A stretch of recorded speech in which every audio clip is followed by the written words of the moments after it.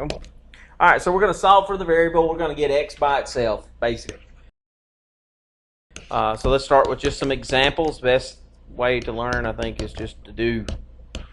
So x plus 7 is equal to -3. If we want to get x by itself, that means we need to move things that are not x's away from the x.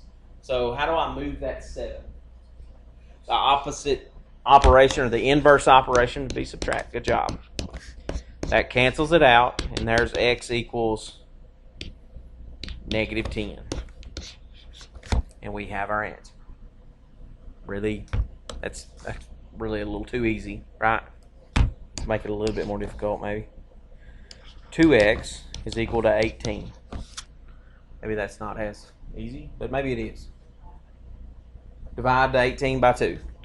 Technically, by laws of equality, you have to do it to both sides so that it cancels out and you get x equals 9 out of that. So maybe that wasn't any more difficult. Let's go to example C. Maybe we combine that. 2x plus 7 equals, let's do -5.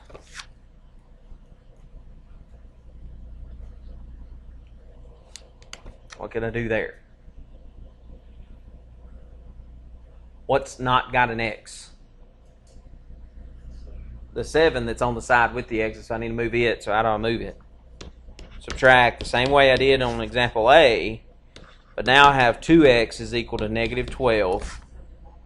Now I divide by, just divide by 2, and that's going to get us x -6.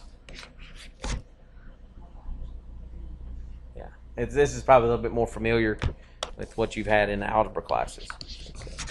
Not as much theory and a lot more concrete stuff here. All right, so let's look at this one. What about 3x minus 7? So a very similar problem, but the other side's a little different. It's got 10x plus 14 on it. So x is on both sides of this equation.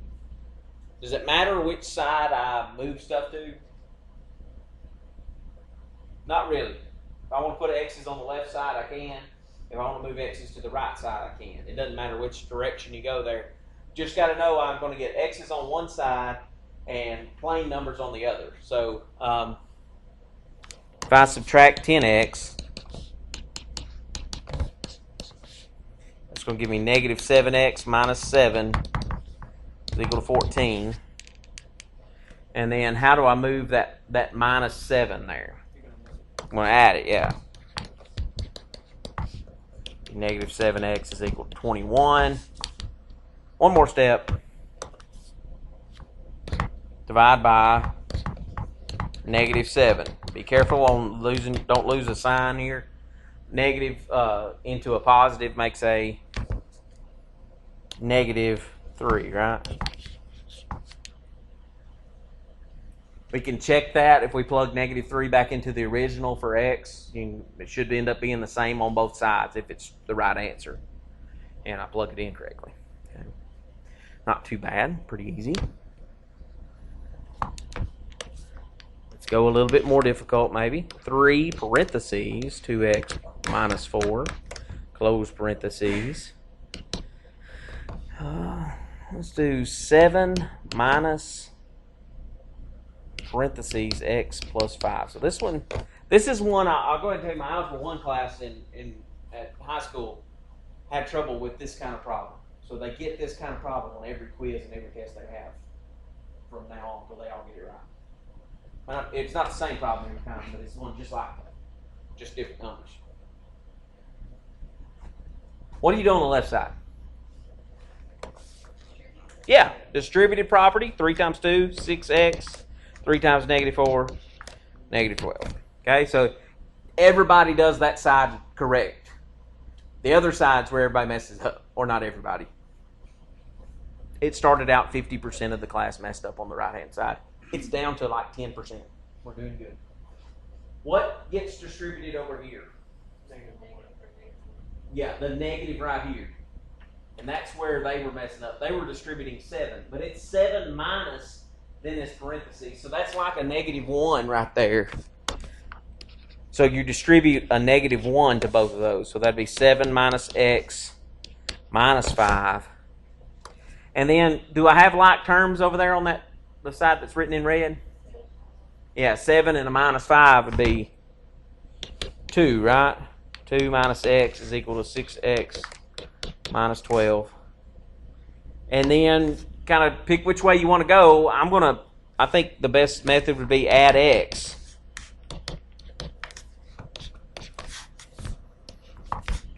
That'd be 7x minus 12. And I'm doing this one step at a time. I'm not opposed to you doing more than one step at a time if you want to. I'm going to scroll up so you can see a little better. And then add 12.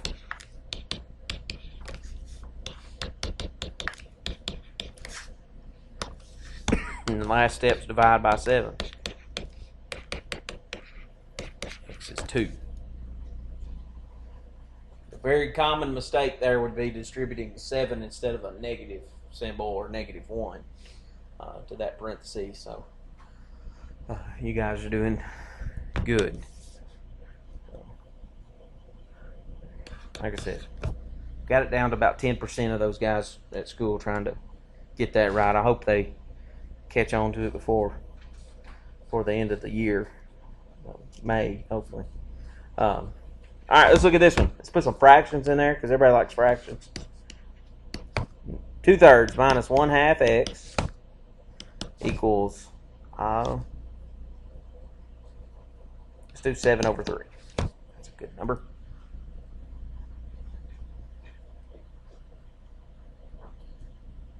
What needs to move?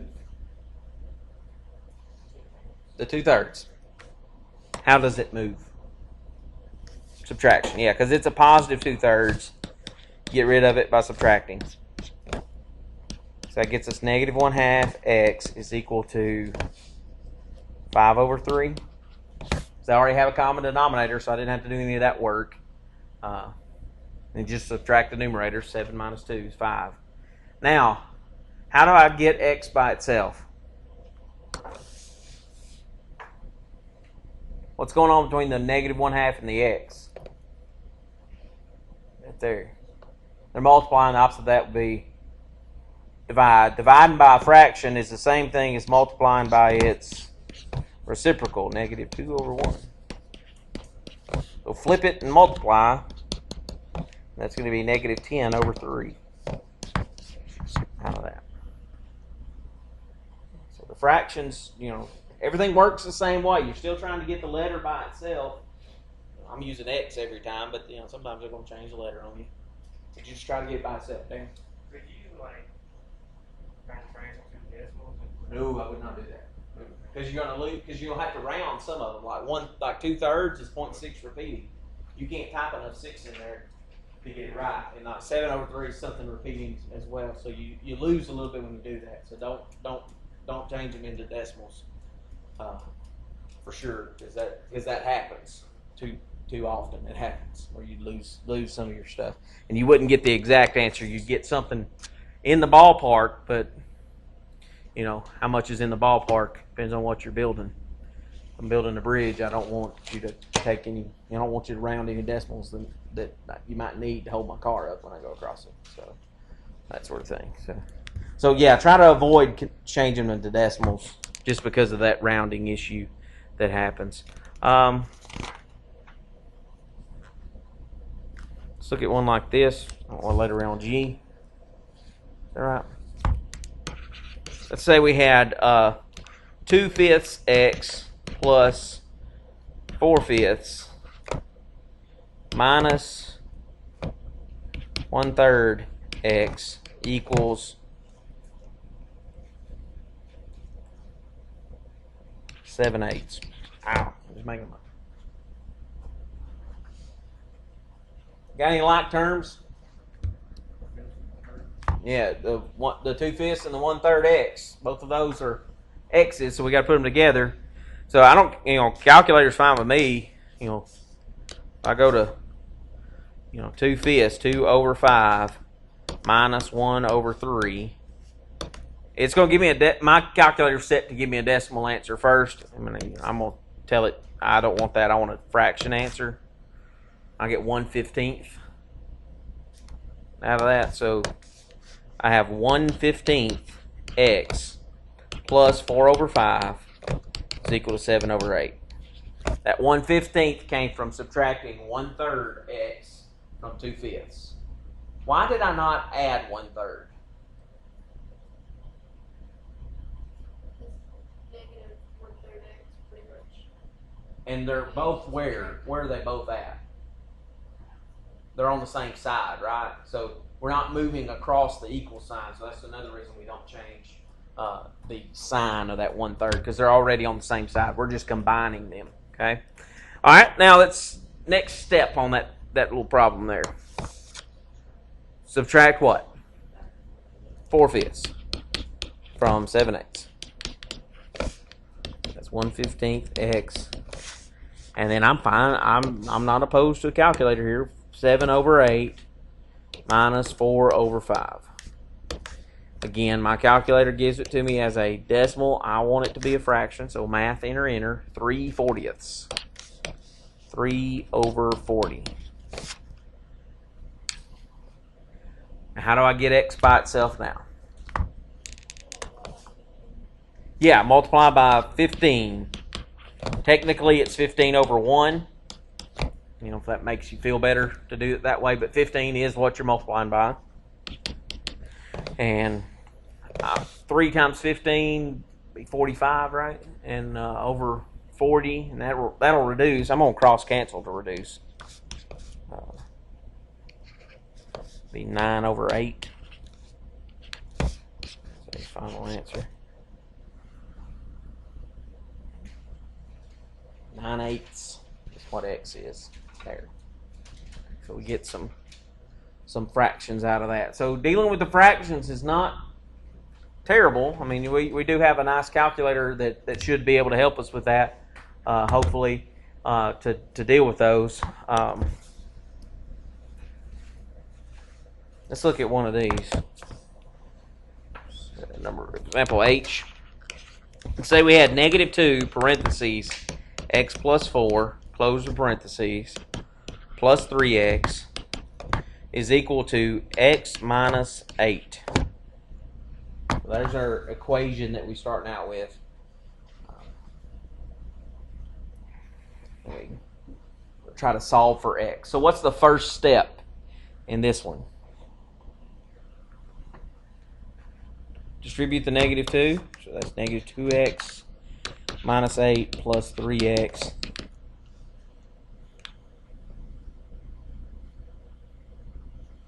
equals x minus 8. Now what? Yeah, your -2x and your positive 3x there. Let's put them together. Be x minus 8 equals x minus 8. It's kind of suspicious looking, isn't it? It matches on both sides. If it matches on both sides, what happens if I subtract x to get rid of it? Cancels out on both sides, doesn't it? And I get -8 is equal to -8. Does -8 equal -8? Every time? There was -$8 in my checking account. And the next time there's -$8 in my checking account. It's the same. Okay, -8 does equal -8 all the time. That is a true statement. What that is, it's a special case for equations. Sometimes this happens. It's called an identity.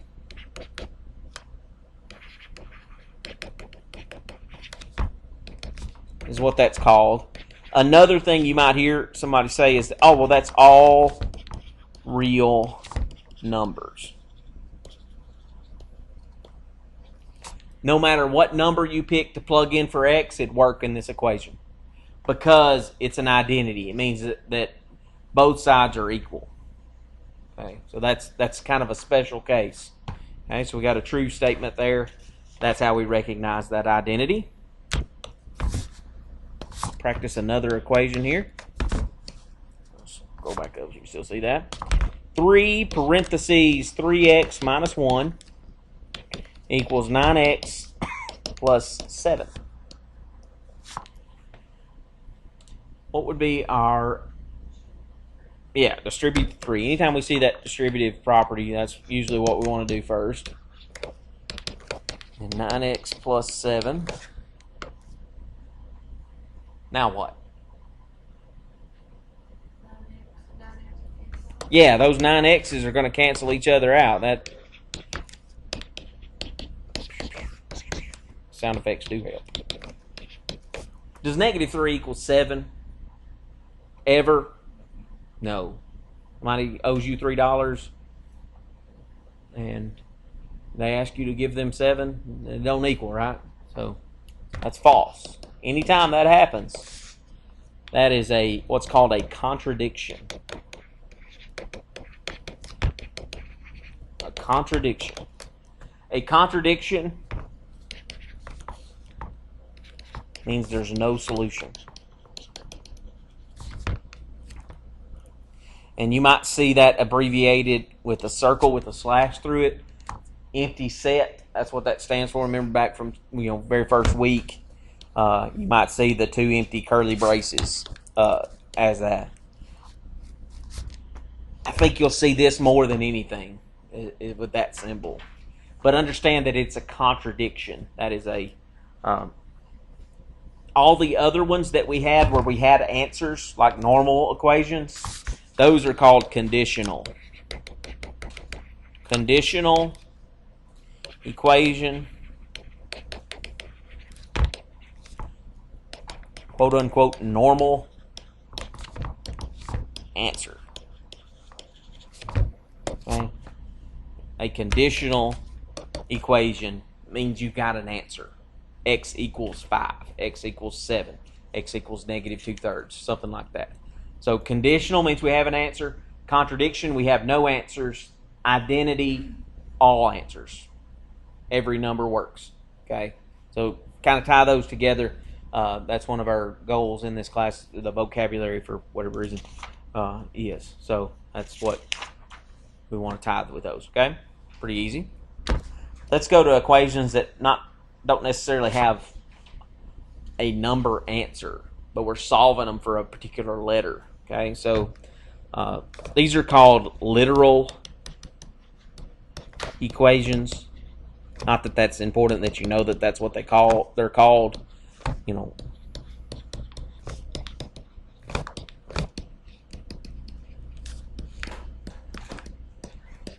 With literal equations, all you're doing is solving for the given variable. They're going to tell you which variable to solve for.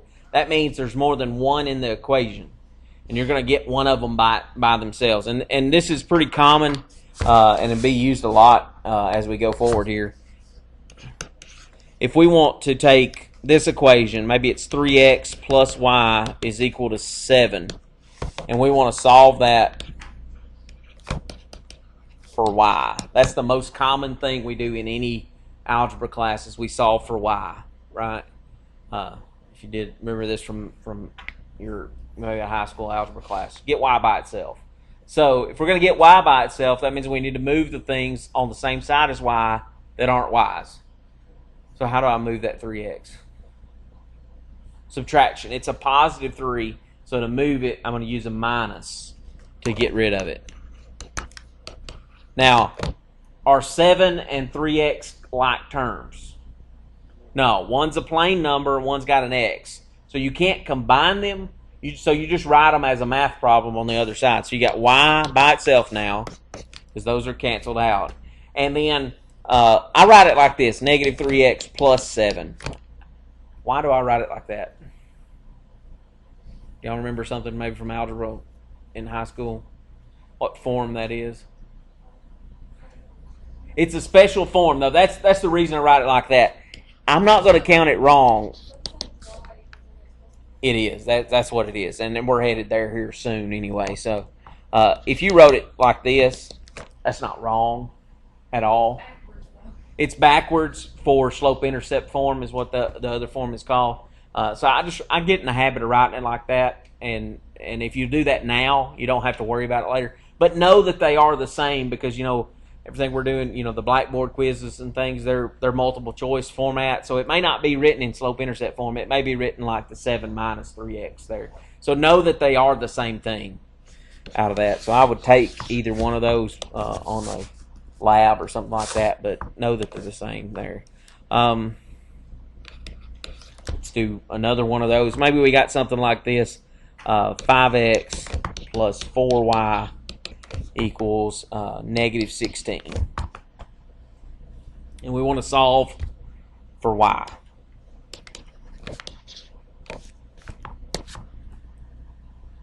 What are we going to do first? Subtract the 5x. Cancels out over there. There's 4y equals, and I'm going to write it negative 5x minus 16. Why is it a minus 16? Yeah, because that negative, that's the way the negative works. It turns into a minus sign. Last step. I get rid of this 4. How do I get rid of that 4? Divide. Now, here's the neat thing. You can divide every individual piece by 4. That's legal. This cancels out. I'm going to leave that as a fraction here. And then I can reduce negative 16 over 4 to be what? Negative 4, yeah. So I get a nice equation there. Or you could have it negative 4 minus 5 over 4x. Or, here's the kicker. But a lot of people forget that it could be written that way as well. All of those that are boxed in are the same. I like the first one because it's more reduced than the others. Or more reduced than the one right here. That one's kind of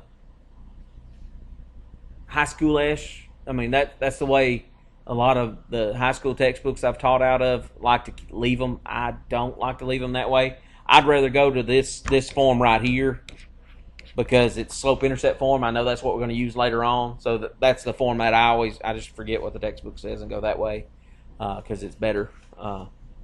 But anyway, you're getting y by itself and being pretty easy there. Let's get a different kind of equation, maybe one that doesn't even have any numbers in it at all. That usually makes people nervous, but V equals LWH. There's a nice formula. It's the volume formula for a rectangular prism. Or a box, whichever one you want to call it. Now, let's pick a letter to solve for. W. It's in the middle. So, what's going on between the L, the W, and the H? When they're all multiplying. So, to undo that multiplication, what are we going to have to use? Division. Okay? What am I going to divide by? L and H, both. Because I want to leave what on that side? W. So I'm going to divide by both of those. And I can do that at the same time. And there we have W is volume divided by length. Whoops, got to combine those two letters. Length and height. And there is a very literal equation. That doesn't have any numbers in it at all.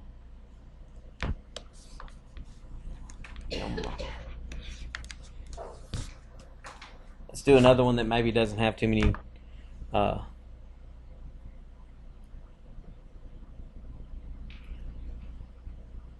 do P is equal to 2 times L plus W.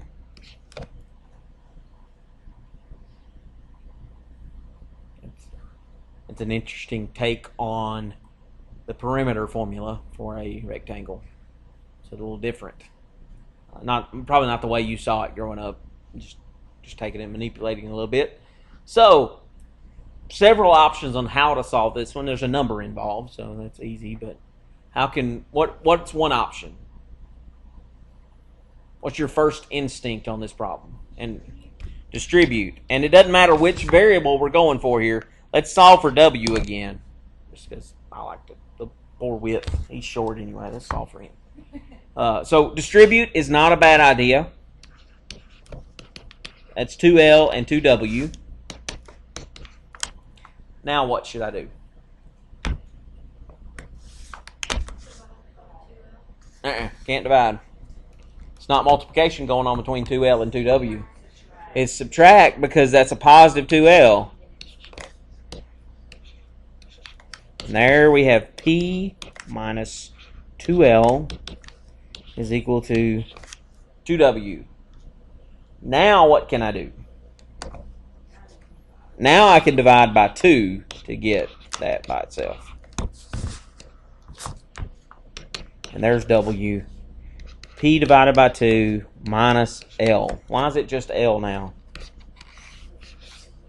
Yeah, the division of the 2 canceled out that 2 on the L. P over 2. Half the perimeter, subtract the length equals the width. Not bad. Easy, you know, the instincts follow those. Pretty easy to do. Okay, so that gets us section 1-1. We're one section down. And that's, I ended with formulas there on purpose because the next section talks about using those. It's a little kind of word problem-ish, not to scare you or anything, but it's word problems in a small format.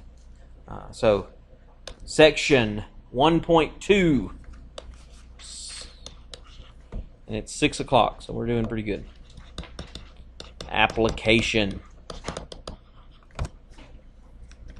And believe it or not, I only have 2 examples here. Pretty good, don't it? What, only 2 examples? No. Sounds good. I read those classroom evaluations. They said I did too many examples, so I'm cutting her down.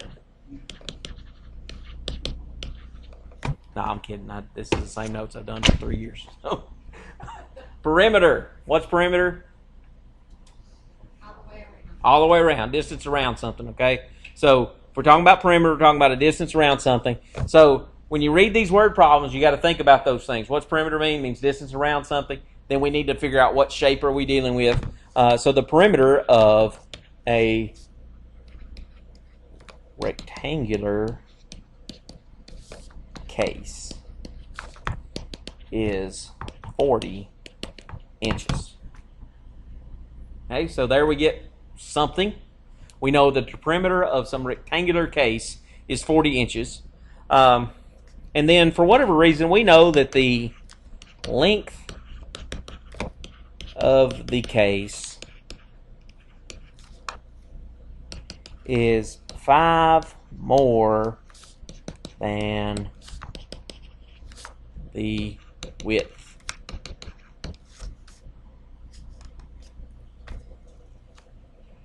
Find the length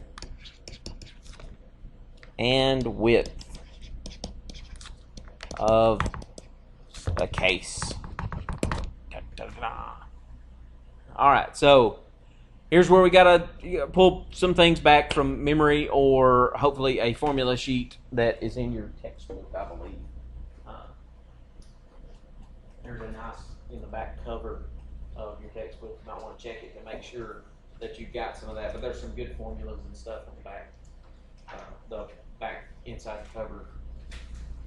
Perimeter, areas, all kinds of fun formulas there. There's a nice picture of those graphs that we talked about in Lab 8 there too. So good stuff. Good stuff in that really good reference book. All right, so perimeter. What's the formula for perimeter? Yeah, that one works. That's the one we're most familiar with, maybe from geometry class in high school or algebra class. We use this too. All right, so let's plug in the things we know about here. We know that the perimeter of the rectangular case is 40 inches. So where's that go? In the place of P. Okay. Then the next line tells us that the length of the case is 5 more than the width. So we don't know W, right? So we know W is going to still be there. Length is how many more than the width? plus 5. It's the width plus 5. That's what that means. 5 more than width plus 5. 5 more than the width. That's what that means. So instead of writing L, I'm going to write 2 parentheses W plus 5. Because I know that the length is 5 more than the width. That's where I'm coming up with that stuff. Now, how many variables are in the problem? 1, a W. It's in 2 places, but we're going to put them together. But there's only 1 variable now. Instead of having the L and the W and the P, which was 3, we now only have 1. So that's what you want to do when you get these word problems, is break them down. You're going to get an equation. It's probably going to be a geometric type thing here, so with some formulas there out of that. And if there's a formula that's not a common one, like perimeter, I call a common formula. You use it enough that you pretty well know it. But if it's an uncommon formula, like the volume of a cone or something like that, nobody ever uses that, even though we eat ice cream cones all the time. But anyway, you don't know that it's 4/3 power squared. That you don't, or power cubed. Sorry, you don't. That's not something you use every day. Perimeter you use enough that everybody knows it. But we need to solve it, okay, and plug in stuff until we only have 1 variable left. Okay, so distribute 2W plus 10. And still got the plus 2W from the formula. And now we just work that out. So that's going to be 4W plus 10. Subtract 10. And there's 4W equals 30. Right? And then divide by 4. And you hardly ever hear me say this, but you can get a decimal answer here because it's a word problem. And we generally deal with decimals when we talk about word problems. Or think, it's 15 over 2, which would be 7.5. 7.5 what? Inches. We got a dimension here because we're talking about perimeter, about a length. So the width is 7.5 inches. How much is the length? Length equals 12.5. How'd you get that? Added 5. 5 more than, yeah. And there's the dimensions of our case that we had in this particular word problem. We found the length and the width. Length being 12.5 inches, the width being 7.5. We can check that, go back and say, okay, well, 2 times 7.5 plus 2 times 12.5, does that equal 40? It does. So you just with word problems, everybody says, oh, I hate word problems. There are a lot of ways to check them because the answer should make sense when you get done with it. More so than an equation. An equation is just kind of, they pulled that out of nowhere. The word problem, they're coming from somewhere, so it's not too bad. All right. So there's a geometric example. Let's look at a non-geometric problem. Maybe one that's talking about distance, rate, and time. And there's this kind of D equals RT. That's the normal setup here for distance, rate, and time problems that we're dealing with here. So these can be a little bit more difficult to do, but I'm going to try to give you a method to go about doing the distance, rate, and time problems. They don't give us the easiest of distance, rate, and time problems. They don't say, okay, if someone traveled 500 miles in 5 hours, how many miles per hour were they going? That's not that simple. They're going to talk about, example B, Bill and Ted.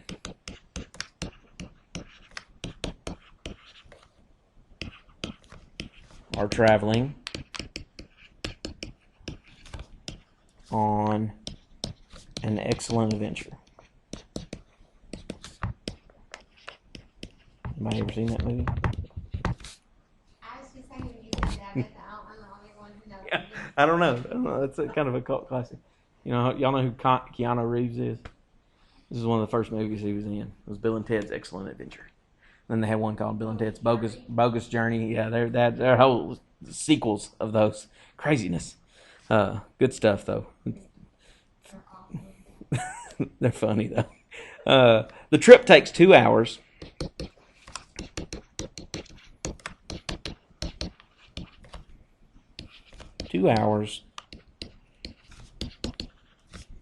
For Bill. And 2.5 hours. 2.5 hours. For Ted. Ted's a little slower than Bill. And let's give you a reason. He's slower because Ted lives 40 miles farther away.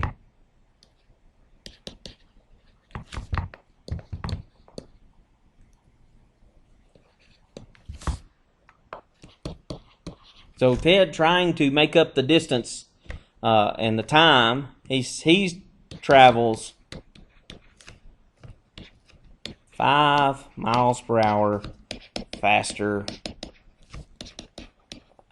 than Bill. Find each person's average rate of speed. How fast were each of them going in this journey that they were on, this excellent adventure? Okay. All right, so here's my method for helping you do these kinds of problems. And it's kind of systematic. Imagine that, something systematic coming from a math teacher. Make yourself a little table. You got a Bill row and a Ted row. Okay, I'm going to scroll up a little bit here. I'm setting up me a little table here. I've got Bill and Ted. Doesn't matter which one you put on top or bottom. It doesn't matter. Okay? And then I'm going to have columns. And I'm dealing with a distance, rate, and time problem because it told me that it's a distance traveled and they got a speed. So that tells me distance, rate, and time. And there was some stuff in there about how long it took them on the trip. So I'm going to have a rate, a time, and a distance column. All right? Now, let's look at Bill. Bill is going the slowest, right? Because it told us in the problem that Ted was going 5 miles an hour faster. So I'm going to call Bill's rate X. Whenever I find X, that's Bill's rate. When I find Ted's rate, it's going to be X what? Plus 5 because it's 5 miles an hour faster. So that's what goes in the R column. For Bill is X. Ted is 5 miles an hour faster, so it's X plus 5. All right? Now we need to look at time. Okay? Time. How much time did it take Ted or Bill to do this trip? 2 hours. So that's T is 2. And then how long for Ted? 2.5. Okay? Now, what does distance... what do we know about Ted's distance compared to Bill's distance? It's 40 miles further, right? So whatever we get here is going to be plus 40, right? Or Ted's is going to be Bill's plus 40. So here's where the table, you don't put the actual distance in D. You got to think about our formula. D equals RT. The distance for Bill is 2x. The distance for Ted is 2.5 times x plus 5. It's multiplying the rate and the time together. That's what distance is. Okay? What we can do is we can set Ted equal to Bill. But Bill, if he's going to go the same distance as Ted, how much further does he have to go? Bill went the shortest distance, right? Ted went 40 miles further. So I've got to add 40 to whatever Bill is. So I'm going to set up the problem 2.5 times x plus 5 for Ted. 2.5 times x plus 5. And then Bill is 2x plus the 40 extra miles. So this is Ted's distance, Bill's distance. Okay. And then we solve that equation. It's a little confusing as to why we're at, you would think, okay, I got to add 40 to Ted. But no, Ted's already went to 40. We got to balance it out. Bill's the one that hadn't gone the extra 40 miles yet. If we're going to compare their rates, we got to go the same distance in comparing. It's kind of like seeing who's fastest on the football team. Everybody runs a 40, right? Runs a 40-yard dash. See who's the fastest. And we compare those times. Everybody has to go the same distance. So that's why we got to add 40 to Bill, so he's gone the same distance as Ted. All right?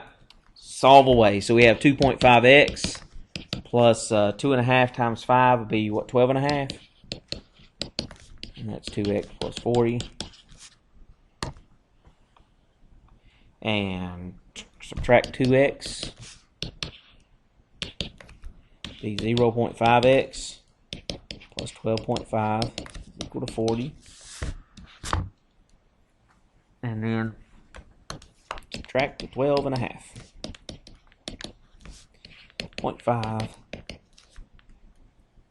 Excuse me. Excuse me. All right, now 40 minus 12.5 is how much?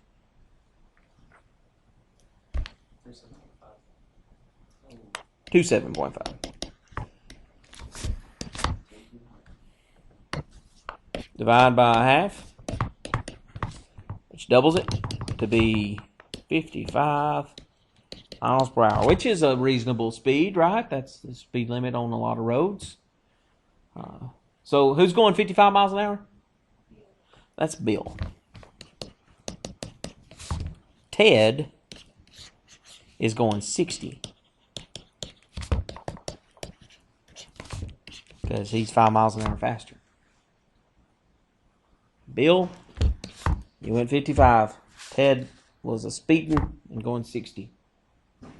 They both reached the same place. An excellent adventure.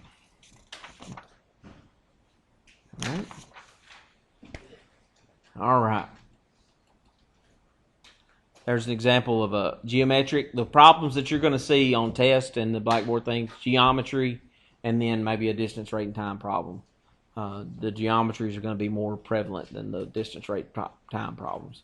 Well, there is one question on the blackboard quiz. How many degrees do the angles inside of a triangle add up to be? 180.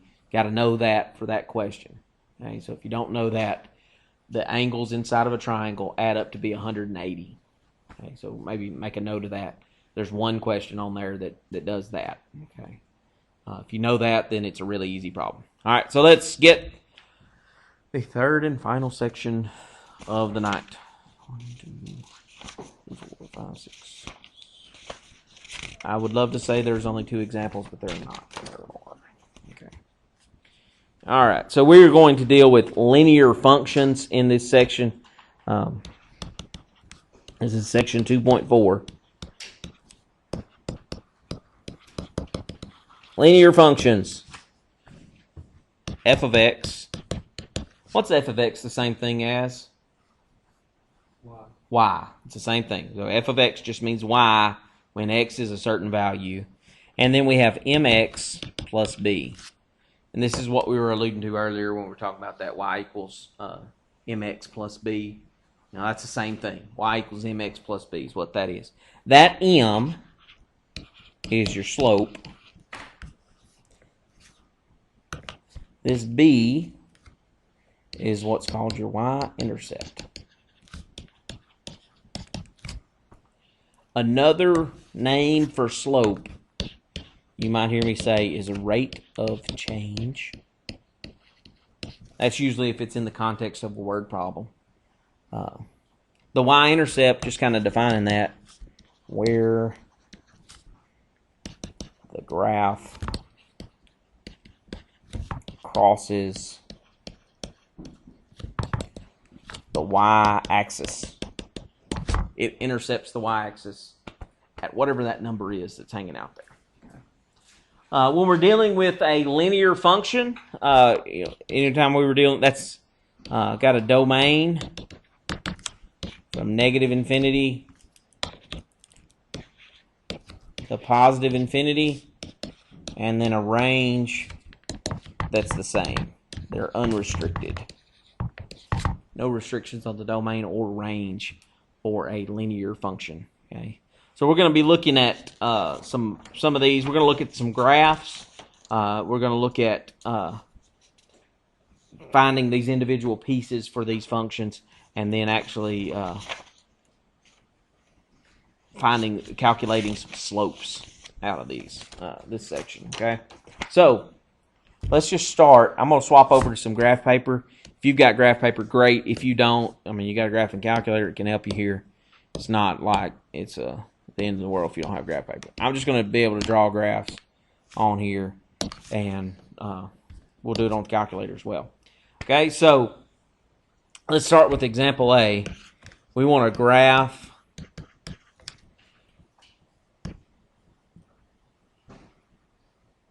ID the slope, y-intercept, domain, and range. Okay, for each of these problems, we're going to identify the slope, the y-intercept, the domain, and the range of those. Okay, so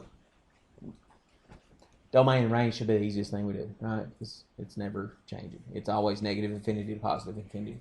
So we may not have to spend much time on that part. All right. So let's look at a function. F of x is equal to negative 2x plus 6. Nice little easy function there. And before we graph it, I want to identify those things because it's going to help us. Okay. So we're going to identify the slope and the y-intercept, and then domain, range. What do we know about the domain and the range of that thing? Since it's a linear function, it's in that form mx plus b, right? If it's in that form, we know the domain is going to be from negative infinity to positive infinity every single time. If it's in that form, y equals mx plus b, or f of x is equal to mx plus b, its range is always going to be negative infinity to positive infinity. Doesn't change. All right? Now, what part of that is the slope? Negative 2. The number in front of x is your slope. The y-intercept would be 6. Okay? Now, let's talk about how you would go about taking that and plotting it on a coordinate plane. I know we can type that equation into a calculator, and it does wonderful things. But at some point, we might have to graph this on a piece of paper. The first point that you need to plot is your y-intercept, which would be 6. So we go on the y-axis to the number 6. I go up here, 1, 2, 3, 4, 5, 6, and I put a dot. And I have a negative 2 that is my slope. Anytime you're talking about slope, I like to think of it as a fraction. Okay? Negative 2 over 1. Slope, rise over run is how I always remember that. Slope is rise over run. So your up and down is the top number. Your left and right is the bottom number of your fraction. So I can always write the slope as a fraction. Even here when it's just negative 2, I just make that negative 2 over 1. So my rise is negative 2. So what direction does that go? Down. Negative in the rise direction is down. Okay, so I'm going down 2, and then I'm always going to run to the right. To the right for you guys. Over 1. And then from that dot, I can go down 2 over 1 again. And then from that third dot, I could go down 2 and over 1. I could keep doing that all day because it's really easy to do. A couple of times is enough just to get the line pretty straight there. Okay, so we get that line drawn there.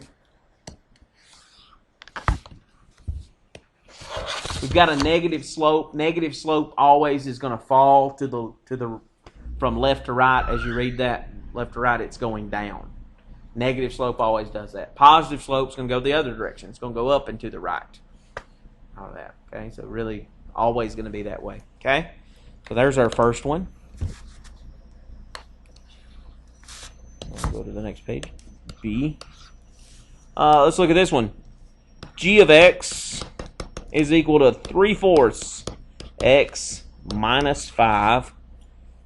Again, we're going to get slope, y-intercept, and domain, and range. What do we know about the domain and the range? It's the same. It's boring. Negative infinity to positive infinity. My infinities are not looking too nice. But it's okay. What's our slope of this equation? 3/4. What's our y-intercept? -5. Okay? Really, really simple thing. You know, there's going to be questions on the Blackboard assignment, on the test, that just ask for those things. Not even going to ask you for the graph. Okay? So we're getting those things, and then we talk about the graph.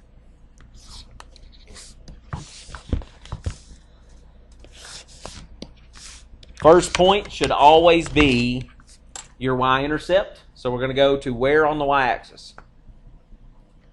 -5, 2, 4, 5. And then we're going to go rise over run. So how much are we going up? Or down? Which one are going up or down? Up 3, because it's what kind of 3/4? Positive. So that tells us to go up 3 and then right 4. Up 3, right 4. And we get a nice little line rising from left to right. Up and to the right. Positive slope. Okay? Not bad. Not bad at all. Easy, easy. Example C. F of x is equal to -3. Ooh. Slope, y-intercept, domain, and range. Oh, this one is not in the right form. Oh dear, what's that mean? Let's think here. What's that graph look like? Since we know about parent graphs and things from Lab 8, we talked about y equals a number. What's that going to look like? Is that not a function, or is it a function? I think it's a function. It's written in function notation. That's what part of what tells me it's a function. It is. Perfect. It's a horizontal line at what? Yeah, and then, yeah, just straight across at -3. That's right. Good job. Awesome. Now, here we gotta think about that now. Domain of that red line that's drawn there. Well, is it going all the way to the left? That red line's got an arrow on it. It's going this way. So, yeah. And then what about range, though?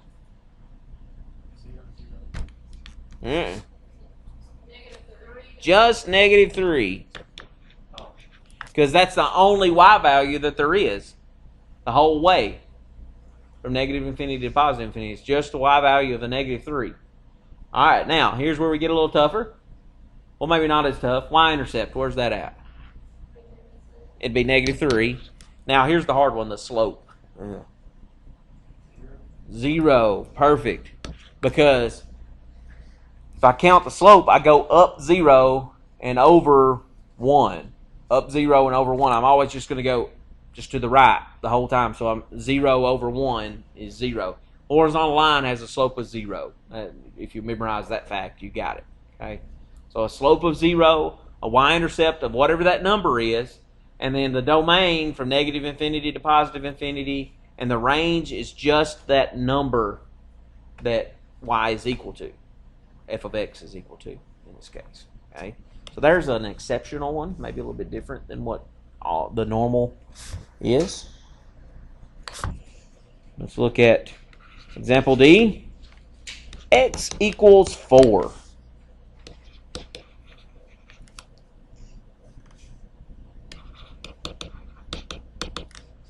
Slope, y-intercept, domain, range. All right, what do we know about x equals a number? It is not a function. That is absolutely true. It's not a function. But that doesn't mean it doesn't have a graph. It does have a graph. What's the graph of that look like? Vertical line. Good job, good job, good job. So I'm going to go where to put my vertical line? 4 on the x-axis. Yeah, that's where I'm going to go. Right there. Put a vertical line there. All right. What's the range of that vertical line? Range?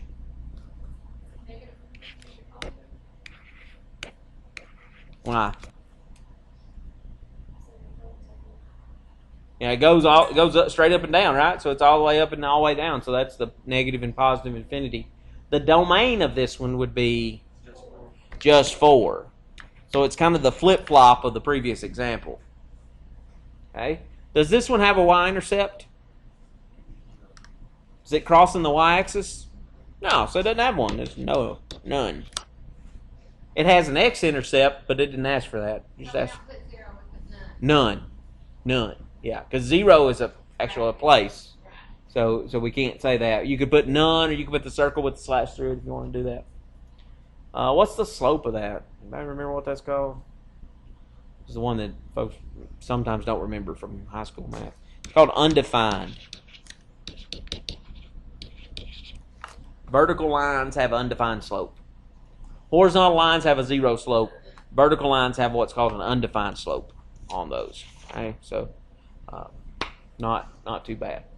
Okay, so here we have several different a few different examples of the graphs and some information about those particular equations that you might be asked for. Okay, so let's look at some that maybe are not in the right form yet, and see if we can pull that same information out of those. Let's say we had 3x minus 7y is equal to 14, and we want to graph slope, y-intercept, domain, all the same stuff for that equation that's not written in the right form. How can I get it in the right form? All right, and that's what am I working for there, Lindsay? Yeah, slope intercept form, which means get y by itself. That's all that means. So we're going to get y by itself. Lindsay said, let's do this. I agree with that. That's a good idea. Oop, that's an x plus 14. One last step. Divide by negative 7. Ooh. Be careful on the signs. Negative 3 divided by negative 7 turns to positive 3/7. And then 14 divided by negative 7 is negative 2. So there we have it in that slope-intercept form, that y equals mx plus b. We could change that to f of x equals mx plus b, whichever way you want to write it there. I'm just going to leave it like that. It's not going to help us to change it to f of x, really, honestly. I'm not going to be that picky either, okay? All right, so now, based on that equation, we're going to answer those questions. What's the slope? What's the y-intercept? What's the domain? And what's the range? What's the slope of that thing? 3/7. Up 3 over 7. What's the y-intercept? Negative 2. Domain? Yeah, negative infinity to positive infinity, because it's written in that slope-intercept form. If it's written in that form, it's always going to be negative infinity to positive infinity. And the range follows suit. Negative infinity to positive infinity. Every time. As long as it's written in this form right here, that's what's going to happen for the domain and the range. So don't miss the easy part there. Okay, now let's graph that thing.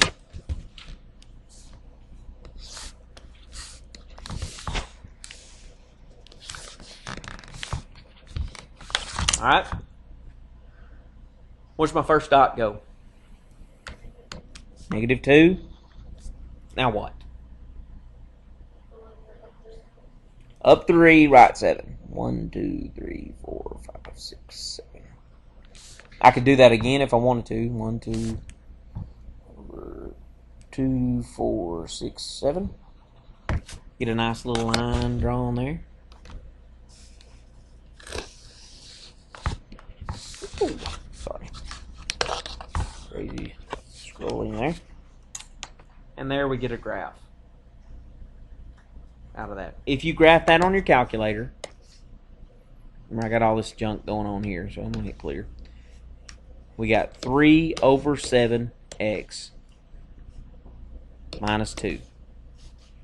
And then we'll clear that one off. I hit graph. Alright, that'll give me the right one. That looks a lot like the graph I just drew by hand. Okay, so you can get that graph and an idea what it should look like with your graphing calculator. That's one of the reasons you have that thing. Okay, all right, easy enough. Let's do another.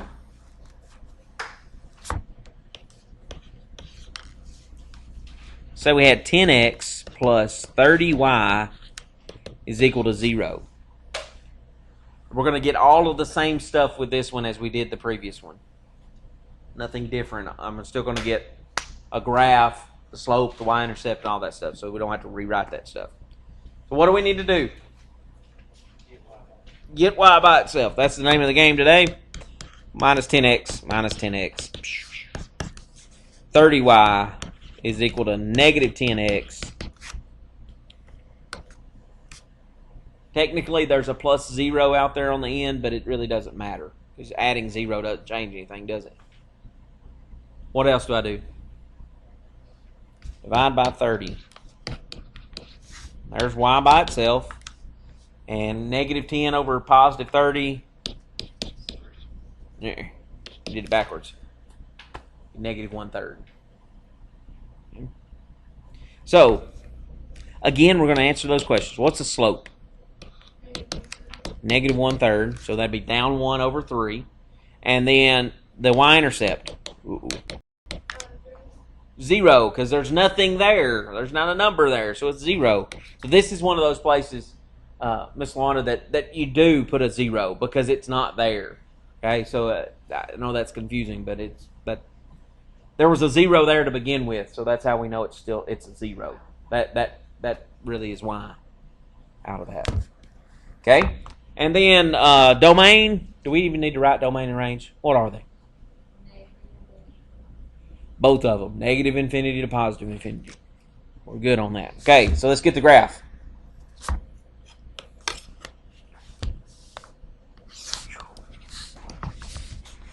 So where do we start? At 0. What's another name for that point right there in the middle? The origin, yeah. We're going to start there. Then we're going to go which direction?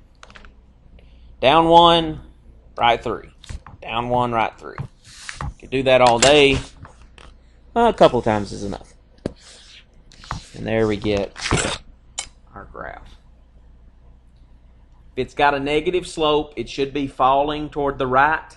If it's got a positive slope, it needs to be going up and to the right. So there's just some kind of basic checks that you can use to make sure you're doing it correctly. All right. All right. Well, let's start building some pieces of some equations out of here. And one of the key pieces to a slope-intercept equation is the slope. So let's start building some slopes out of this. So we're going to actually calculate some slopes on that. So you don't necessarily have to have graph paper for this. I'm just not going to change mine. Slope, change in y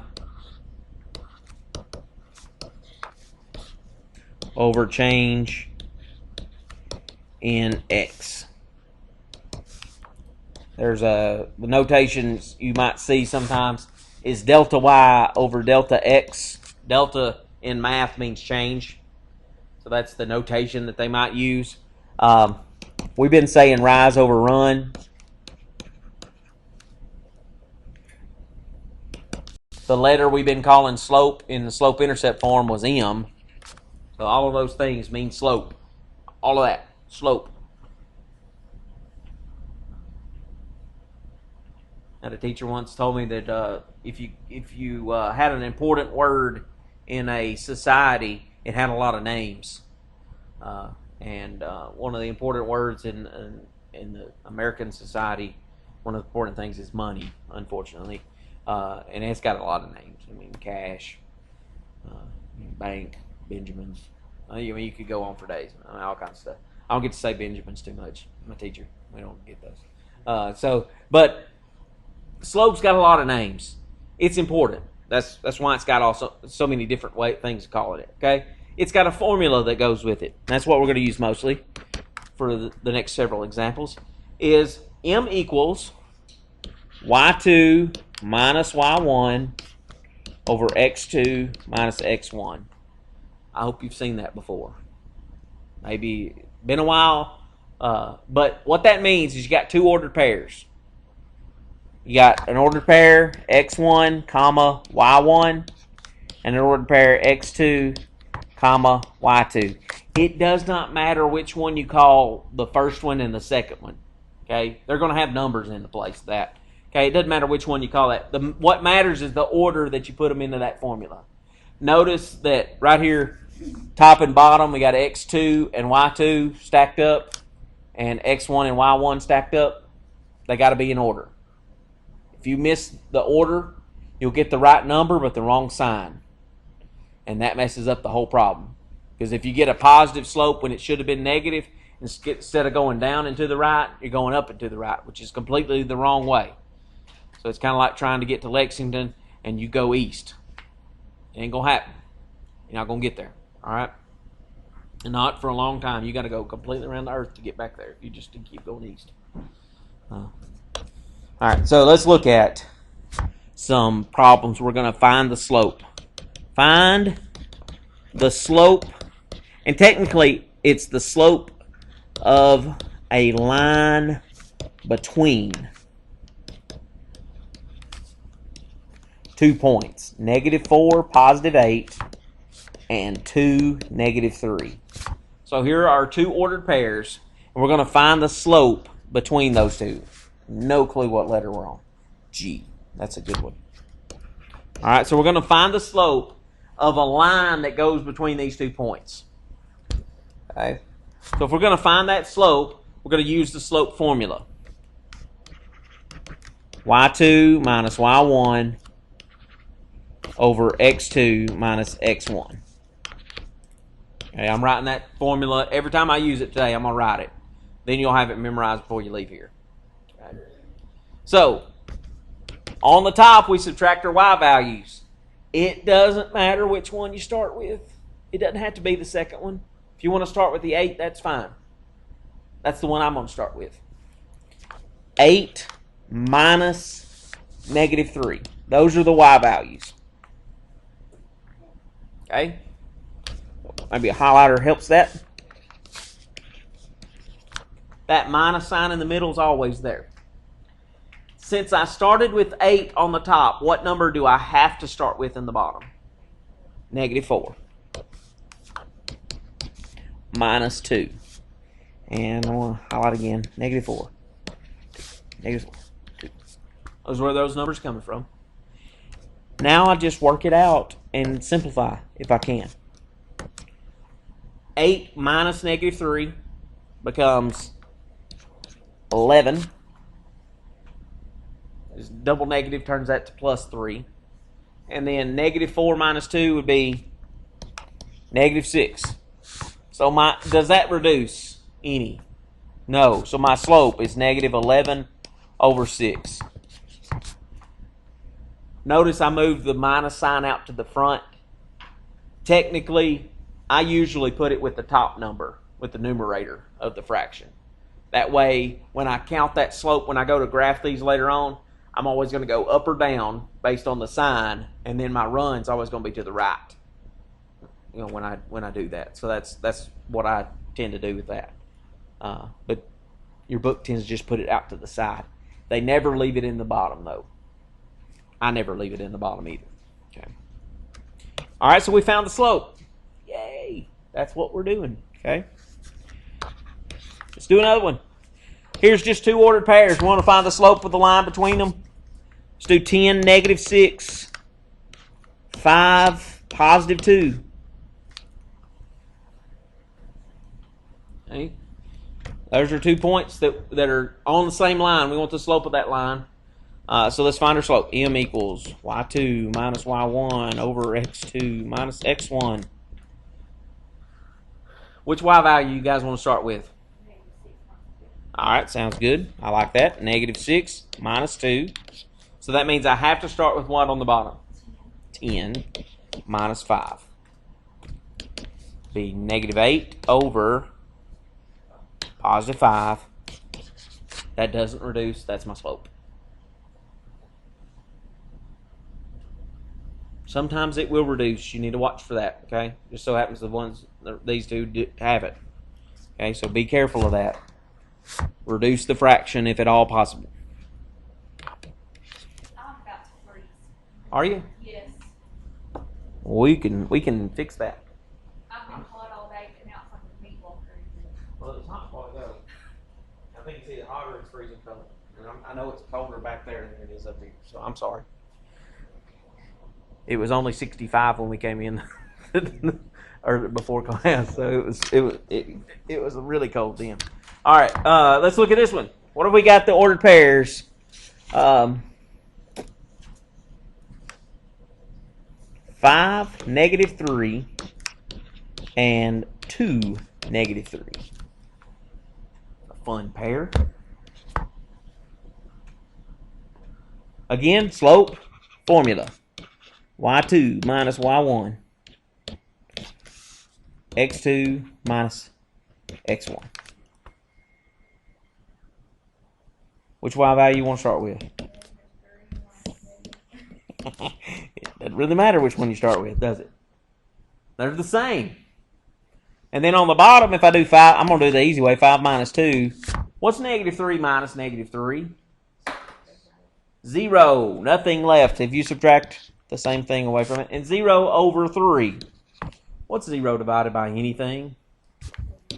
0. What do we know the line that goes through those 2 points looks like? I can tie this back into what we already done. What's the line that has a 0 slope look like? Yeah, it's straight, no doubt. Horizontal line. 0 slopes horizontal, remember?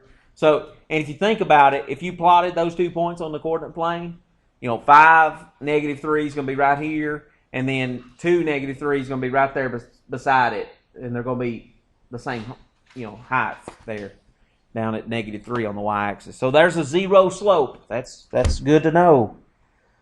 So what would the equation of that look like? Oops, sorry. What would the equation of that look like? What's a horizontal line equation look like? What equals a number? Is it x equals a number or y equals a number? It's one or the other. Y equals a number, and it would be y equals what? Not 0, but -3 from the ordered pairs there. I'm just trying to tie things that we've already done together with what we're doing right now. Just trying to tie it together so that maybe it's starting to connect and it's not just separate pieces. Because I think if you get the connection, it starts making it make a little bit more sense. Let's look at one more.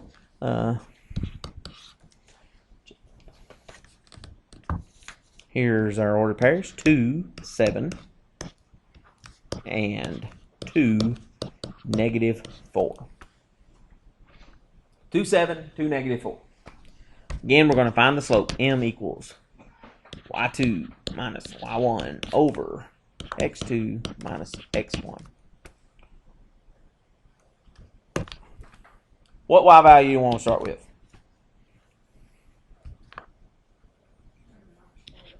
That sounds like a good one. And then 2 minus 2 on the bottom. So that'd be 11 over 0, right? Can we divide by 0? That's undefined.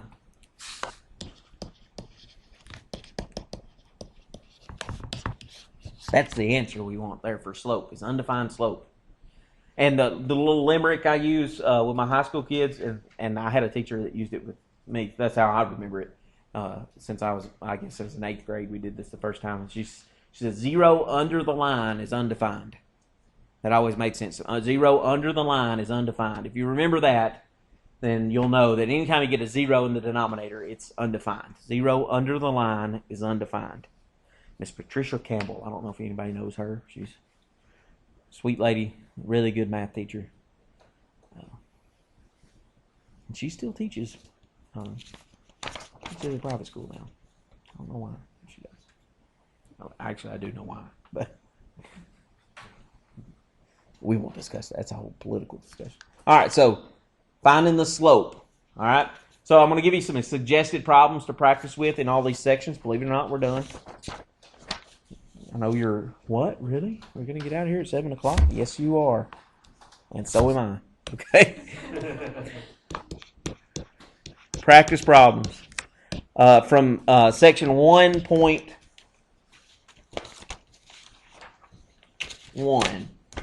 I'm going to kind of go through in order of how we did things tonight. Section 1.1 is right here. Page 84, 1 through 41, and then 49 through 65. I would just focus on the odd ones because you can look at the answers and make sure that's right. You know, they're right out there. So that's section 1.1.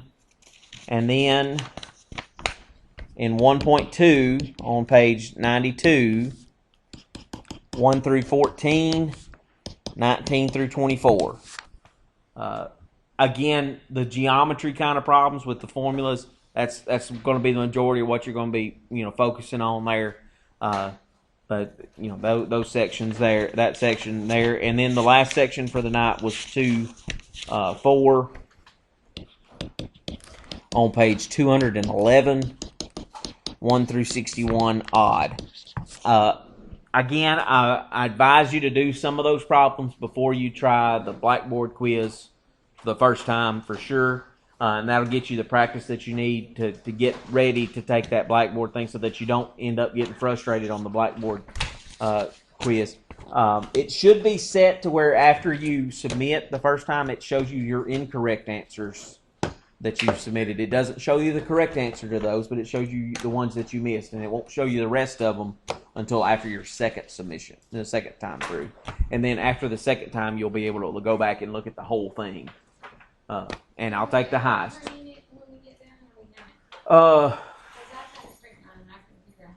After the first submission, no. But you can print it. I think after the due date, yes, you should be able to. If it's, you may end up just having to do like print the whole screen, like through your web browser type thing. I'm not 100% because it's not a PDF document that you can download or anything like that. So it's